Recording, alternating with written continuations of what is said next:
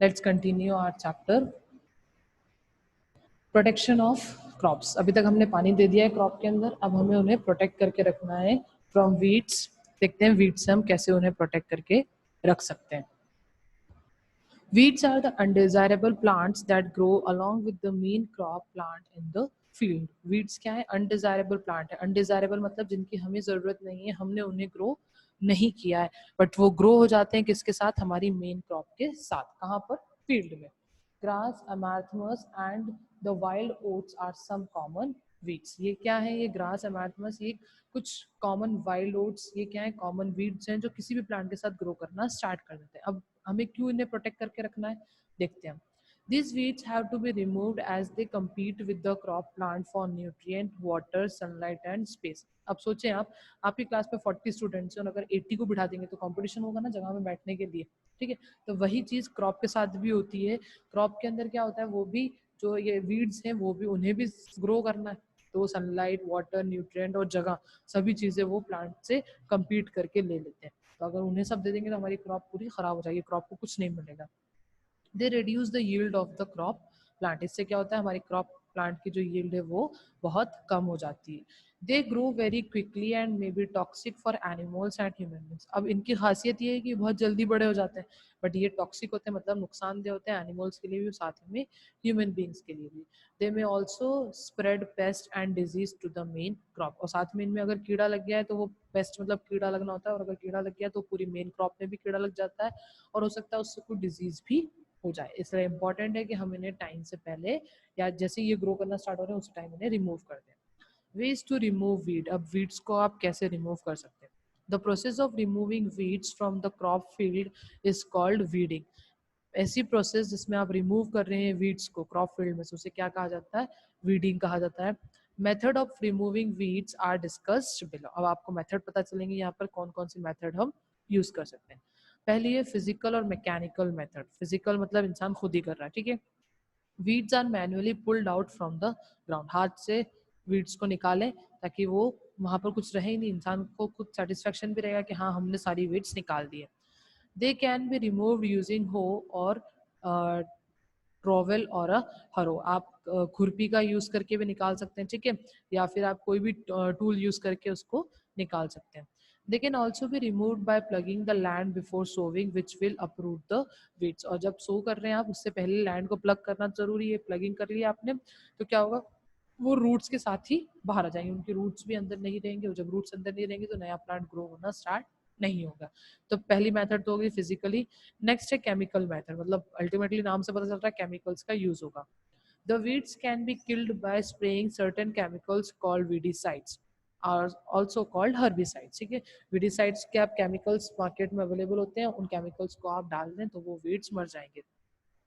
These chemicals which are sprayed over the field kill only the weed. अब सबसे important बात क्या है, ऐसे आपको केमिकल्स यूज करना जो सिर्फ वीड को ही खत्म करे। ऐसा ना हो हमने स्प्रे किया और पता नहीं चल रहा हमारी क्रॉप भी पूरी खराब हो गई। The chemical do not cause any damage to the crop plant. Chemical ऐसा होना चाहिए जो हमारी क्रॉप प्लांट को डैमेज ना करे। While spraying weedicides, farmers should take proper precautions like covering their nose and mouth with a cloth. अब अगर आप कभी देखेंगे दवाई डालते हुए खेत में तो हमेशा फार्मर जो होते हैं वो अपने आप को पूरी तरह कवर रखते हैं, स्पेशली माउथ पार्ट और नोज को कवर करके रखते हैं ताकि उससे उन्हें नुकसान ना हो। वो अपने खेत को बचाने जा रहे हैं, पता चल रहा खुद ही बीमार होगा, तो वो अच्छा नहीं होगा। इसलिए प्रोटेक्शन बहुत जरूरी है। 2,4-D, that is 2,4-dichlorophenoxyacetic acid and butcher are some example of weedicides. ये नाम है weedicides का मतलब ये केमिकल्स है जिससे आप वीड्स को खत्म कर सकते हैं। Biological method. Certain animals feed exclusively on weed and thus can help to control the spread of weeds. अब कुछ एनिमल्स जो होते हैं वो सिर्फ वीड्स ही खाते हैं, ठीक है? तो बायोलॉजिकल मेथड वो हो गई, आप एनिमल्स को उसमें छोड़ दें खेत में, वो वीड्स को खा जाएंगे और इससे क्या होगा, आपकी वीड जो है वो स्प्रेड नहीं होगी। Okay, next is from paste, मतलब इंसेक्ट्स या एनिमल से आप कैसे बचा कर रखेंगे अपनी फील्ड को। Pests are any kind of insect, disease causing organism or rats that can cause damage to the crop. Her insect, her animal जो आपकी क्रॉप को खराब कर रहा है वो क्या होगा, पेस्ट होगा।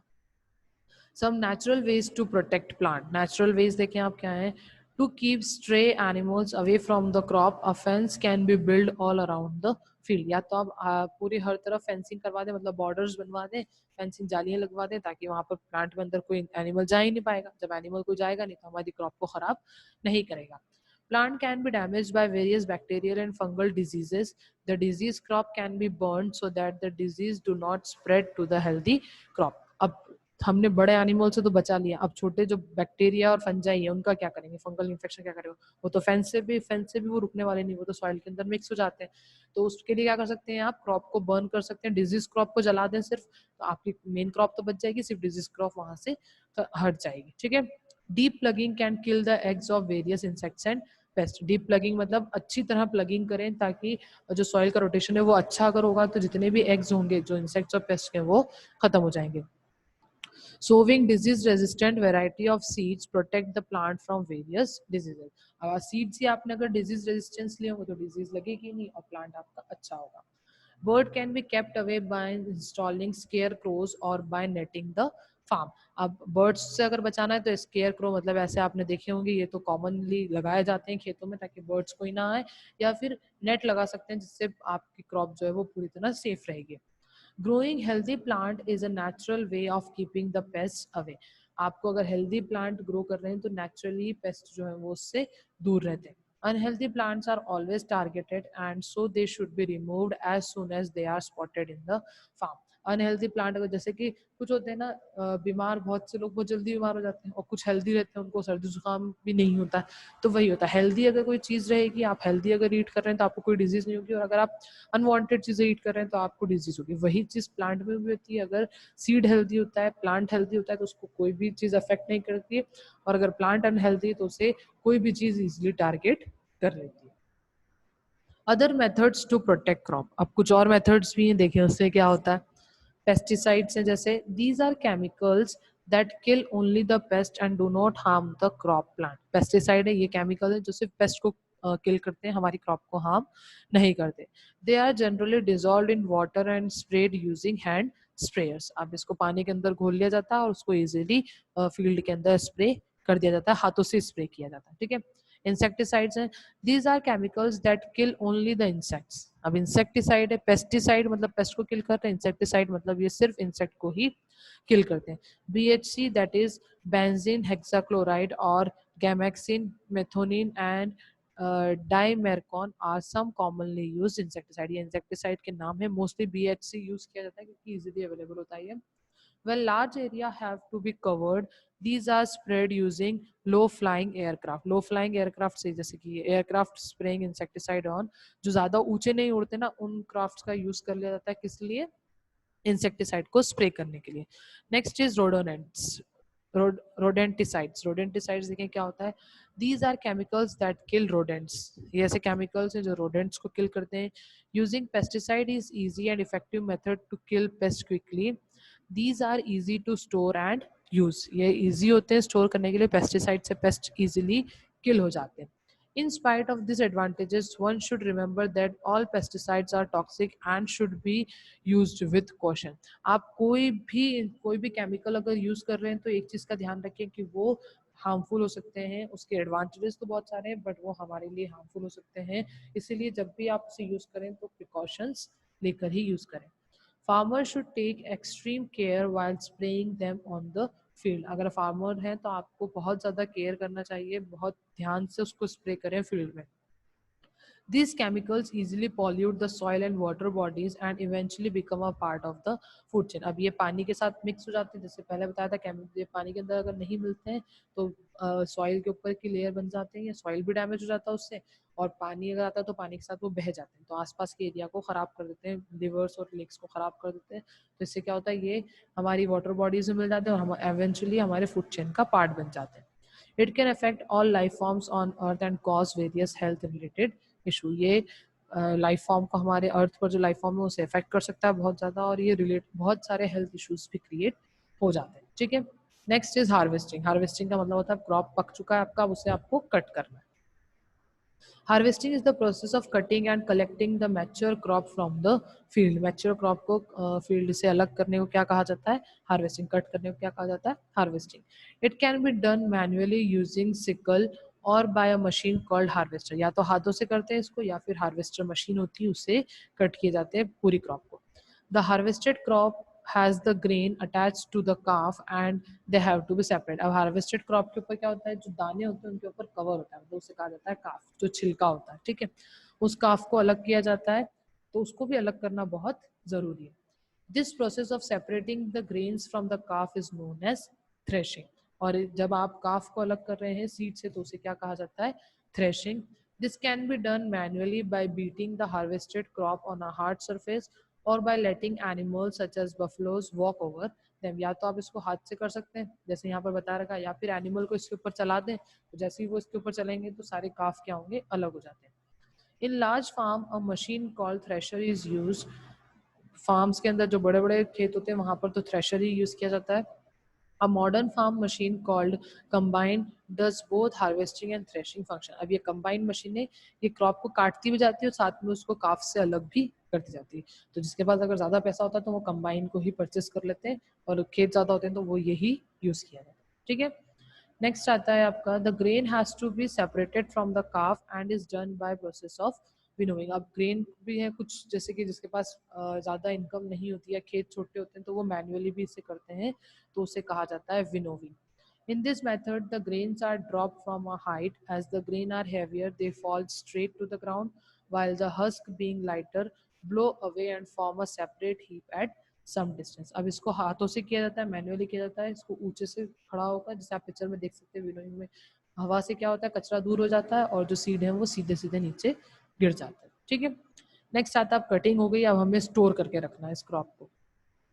Most crop plants are seasonal, meaning they are stored and supplied as and when required। अब बहुत सारे प्लांट सारे सीजनल होते हैं, ऐसा तो है नहीं 12 महीने हमें सारी चीज़ें मिल जाती हैं, कुछ चीज़ें होती हैं जो 12 महीने मिलती हैं, बाकी सीजन के अकॉर्डिंग हमें चीज़ें मिलती हैं, तो उन्हें क्या किया जाता है, स्टोर करके रखते हैं, और जब भी नीड होती है, जब भी उसकी जो सीजन आता है तो उस टाइम पर उसे सप्लाई कर दिया जाता है।